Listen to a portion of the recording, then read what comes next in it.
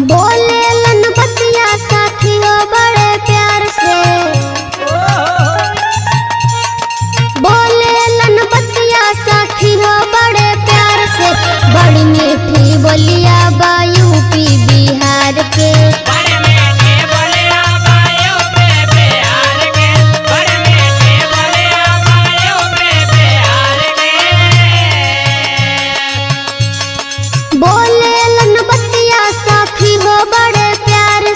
बड़ी मीठी